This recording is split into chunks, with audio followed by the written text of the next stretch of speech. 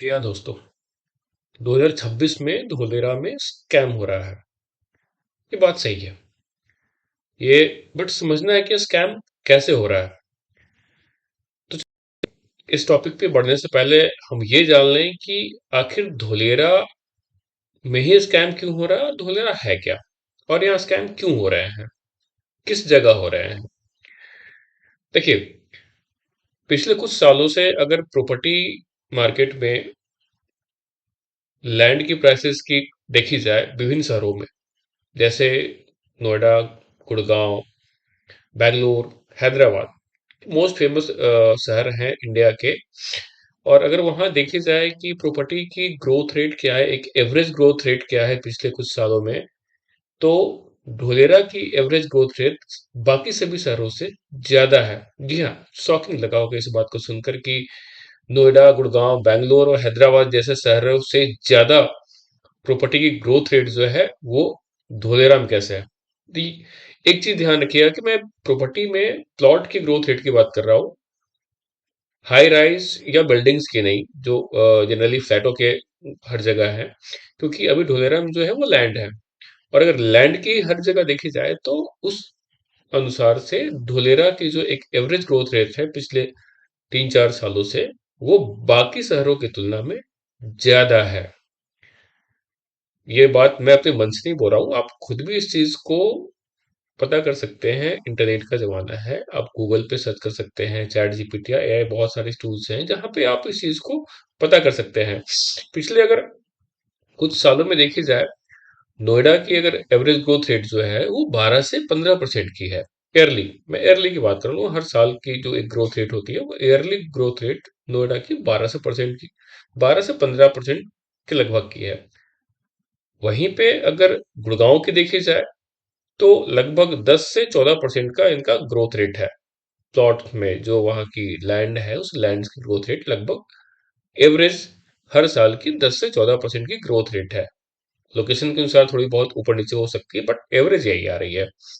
बेंगलोर देखी जाए तो बेंगलोर की भी ईयरली एवरेज ग्रोथ रेट जो है वो 8 से 12% की है, कम है। और हैदराबाद आज के टाइम में मोस्ट फेमस है। हैदराबाद की भी ग्रोथ रेट है वो 8 से 13% या 14% की ही है। लेकिन जो ढोलेरा है, वहां पे जो एक एवरेज ग्रोथ रेट है वो 15 से 20% की है पिछले कुछ सालों से। इस कारण से लोगों का मूवमेंट ढोलेरा की ओर बढ़ा है। गवर्नमेंट भी बहुत सारे स्कीम वहां लाई है, और इवन वहां पे कंस्ट्रक्शन का काम चल रहा है। एक लंबी इन्वेस्टमेंट प्लान है गवर्नमेंट की, उसके अनुसार वहां पे डेवलपमेंट भी हो रहा है। और इंडिया की पहली ग्रीनफील्ड स्मार्ट सिटी है। तो निश्चित है कि उसमें जो चीजें आ रही हैं बाकी अन्य शहर शहर जो बसे हुए हैं उससे ज्यादा बेहतर आ रही है, लेकिन थोड़ी सी डिले है, बड़ी है इस कारण से। लेकिन वहां की जमीन की जो ग्रोथ रेट है वो बढ़ रही है बाकी अदर शहरों से। आगे की भी मैं बात करूं, फ्यूचर की भी, तो फ्यूचर में भी जो एक अनुमान लगाया गया है कि नोएडा का जो एक ग्रोथ रेट रहेगा वो लगभग 8 से 12, आगे की 5 से 10 सालों की मैं बात कर रहा हूँ, कि एक एवरेज जो ग्रोथ रेट रहेगा ईयरली बेस पे, वो नोएडा हो गया, गुड़गांव हो गया या बैंगलोर हो गया, वो 8 से 12% का रहेगा इन सारे शहरों का। वहीं हैदराबाद का थोड़ा ज्यादा रहेगा, 10 से 14%, 15% की हैदराबाद की ग्रोथ रेट रहेगी रियल एस्टेट की। लेकिन आने वाले 5 से 10 सालों में वहीं अगर ढोलेरा के देखते हैं तो इनकी ग्रोथ रेट 15 से 25%, इवन कहीं कहीं 30% की भी रहने की उम्मीद है। ये बात आपको लग रही हो कि भाई सही बात, मैं शायद झूठ बोल रहा हूँ, आप एक बार खुद से सर्च करके देखिएगा कि ढोलेरा की एवरेज ग्रोथ रेट फ्यूचर में, एक फ्यूचर ग्रोथ पोटेंशियल जो वहां की 5 से 10 साल में है, उसके अनुसार मैं बता रहा हूँ कि वो 15 से 25% और 25 से थोड़ी सी ऊपर 30% तक की है, अभी भी चल रही है।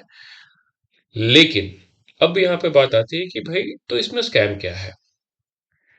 दरअसल धोलेरा में अब स्कैम क्या है को समझना है। आप धोलेरा के पूरे नक्शे को देखिएगा। धोलेरा के बीचों बीच से आपकी एक्सप्रेसवे निकली है जो कि अहमदाबाद से होते हुए भावनगर जाती है। ढुलेरा के नॉर्थ साइड में, अपर साइड में, जो जो अहमदाबाद से आती है, उधर आपका एयरपोर्ट है।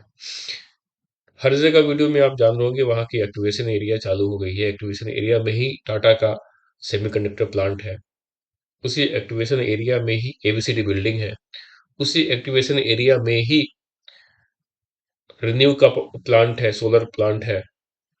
तो जो भी चीजें आपको दिखती है वो अभी सारी की सारी एक्टिवेशन एरिया जो कि टीपी 2 में आती है, टीपी 2 बी में है, वहां की दिखती है।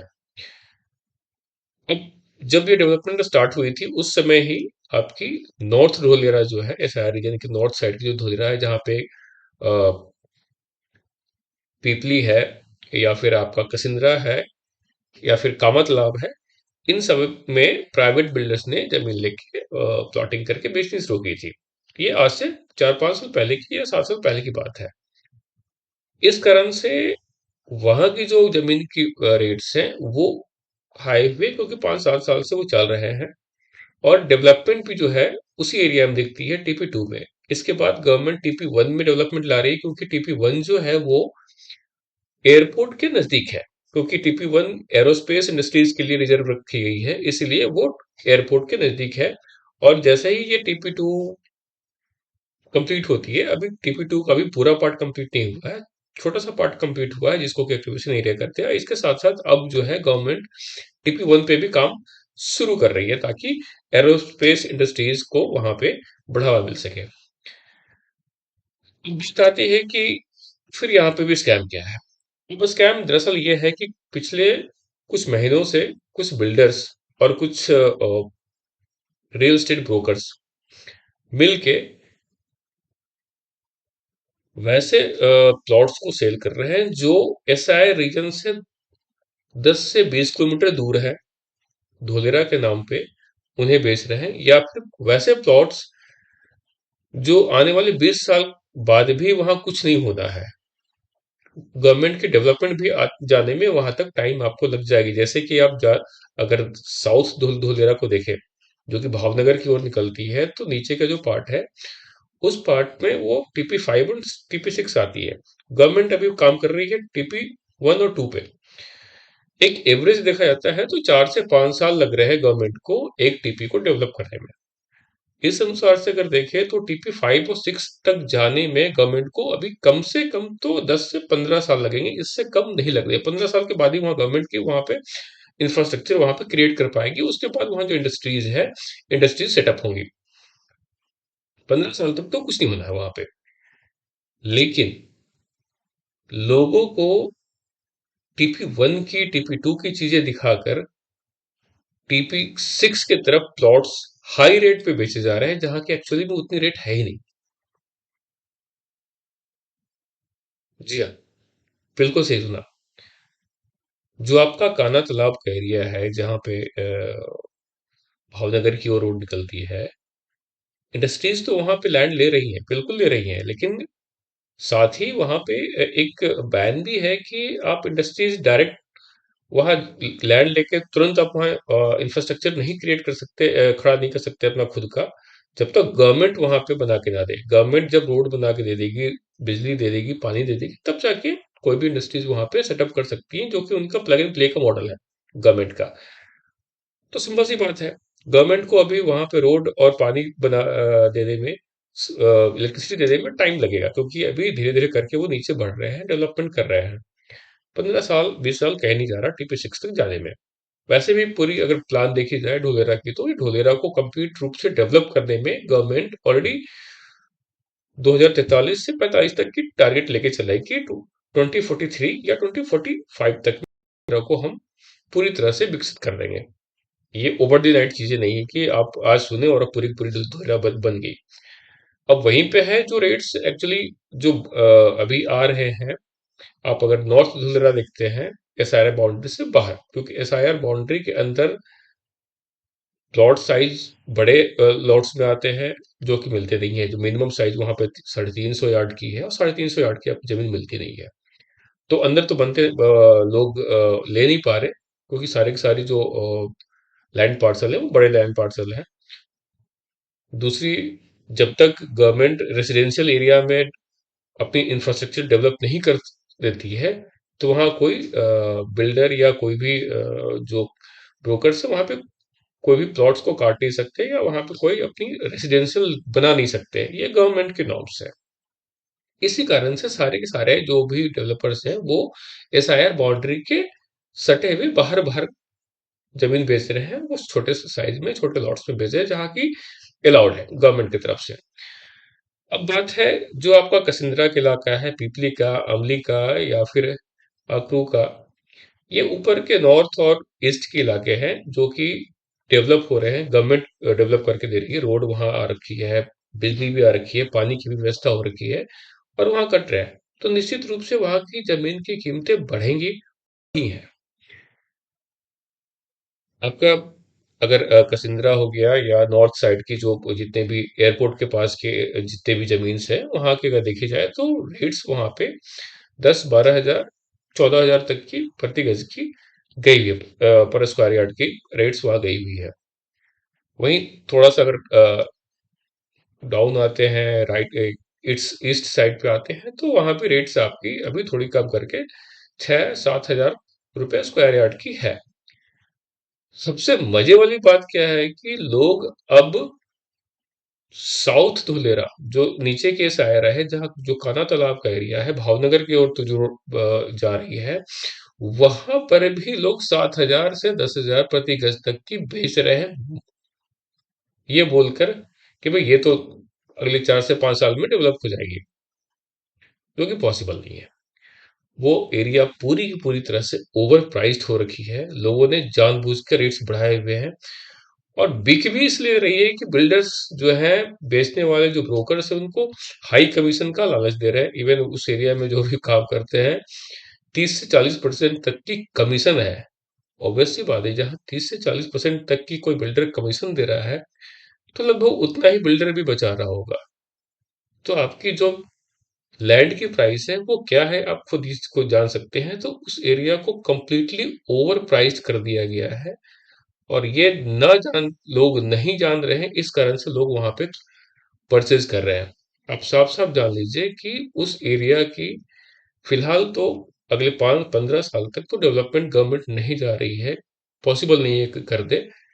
हाँ, 15 साल के बाद वहां पे चीजें दिखेंगी। अभी कंप्लीट जो इंफ्रास्ट्रक्चर क्रिएट की है वो TP1, 2, 3 तक जाएगी, 4 तक भी जाएगी, आपको कम से कम 7-8 साल लग जाएंगे।